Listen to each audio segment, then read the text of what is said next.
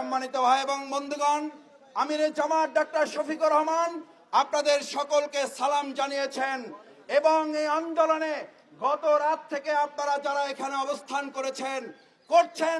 করবেন, আমরা এই আন্দোলন সফল না হওয়া পর্যন্ত আশা করে বর্তমান অন্তর্বর্তীকালীন সরকার সহযোগিতা করবে এবং ছাত্র জনতার এই দাবি বাস্তবায়নে তারাই এগিয়ে এসে ভূমিকা পালন করবেন। এই ছাত্র জনতা আবার জীবন দেওয়ার, আবার গুলির মুখে দাঁড়াক, সেটার জন্য অন্তর্বর্তীকালীন সরকার অপেক্ষা করবে, এটা আমাদের জন্য দুর্ভাগ্যজনক।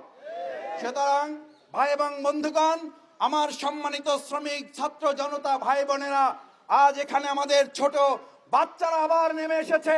আমি সাংবাদিক ভাই বোনদের কাছে অনুরোধ করতে চাই, আমাদের ভাইয়েরা, আমাদের বোনেরা, আমাদের ছাত্র জনতা, আমাদের জুলাই যোদ্ধারা, আমাদের শহীদ পরিবার, আমাদের আহত বঙ্গুত্তরা এখনো যখন পুনর্বাসিত হয় নাই, তার আগে বিচার সংস্কার সম্পন্ন না করে আবার আরেকটা ঠুনকো নির্বাচন দিয়ে জাতির সাথে তামাশা করতে দেওয়া হবে। কারণ এরকম নির্বাচন আমাদের অবশ্যই প্রয়োজন, কিন্তু বিচার এবং সংস্কার ছাড়া জাতির প্রত্যাশিত নির্বাচন বাস্তবায়ন অসম্ভব।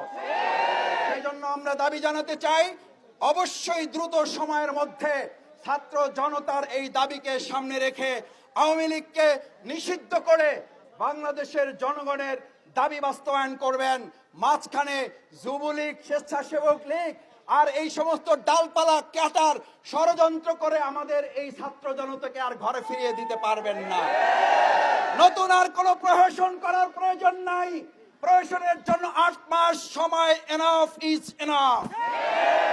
পরিষ্কার বলে যাই, আমরা ছাত্র জনতা যেখানে নেমেছি, পরিষ্কার বাস্তবায়নের জন্য আওয়ামী লীগকে নিষিদ্ধই হচ্ছে এখন দেশের মানুষের 1 নম্বর প্রধান এবং সবচেয়ে মূল লক্ষ্য। এই লক্ষ্য থেকে অন্য কোনো দিকে আমাদের ডাইভার্ট করা যাবে না। সেই জন্য আমি আপনাদের কাছে আহ্বান জানাতে চাই, আসুন আমরা ছাত্র জনতা এদেশের জনগণের পক্ষ থেকে এই আওয়ামী লীগকে নিষিদ্ধ করে একটা নিরাপদ বাংলাদেশ তখনই করা যাবে। শুধু নিরাপদ যমুনার দায়িত্ব আমাদের কাউকে নিলে হবে না, নিরাপদ একটা বাংলাদেশের দায়িত্ব আমরা সবাই মিলে নিতে চাই।